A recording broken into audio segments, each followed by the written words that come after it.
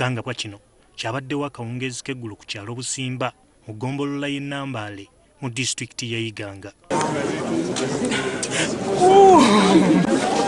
Badru Malinzi ng'atemera mu gy'obukulu 5 ye yakidde mukyala we n'amutta ng'akozesa ekiso, oluvanyuma naye ne yejja mu budde ng'akozesa omuguwa. Eyattiddwa ye Rachel Babirye nga wa myaka 2.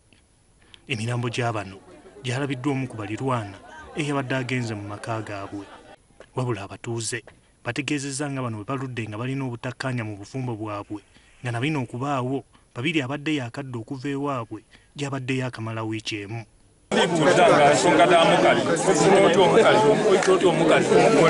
Baire mugole nga n'emyezi ebiri gyonka akoze kikyamu omukwabo kuba otambulungi.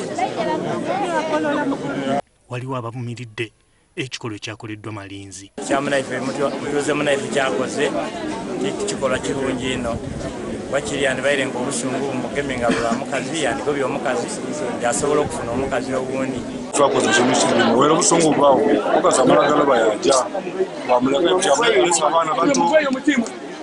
Omwogezi wa poliisi mu Busoga James Mubi akakasizza ettemu lino.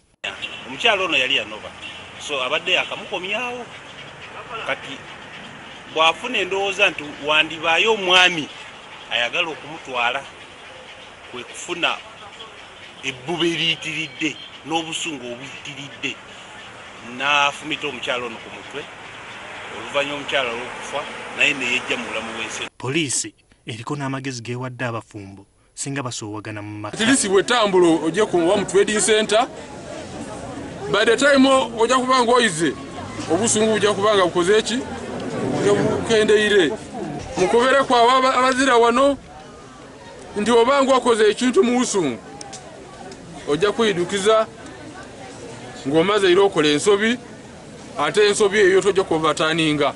Emirambo gijjiddwawo ne gitwalibwa mu ggwanika ly'eddwaliro ekkulu e Iganga nga n'okunoonyereza bwe kugenda mu maaso.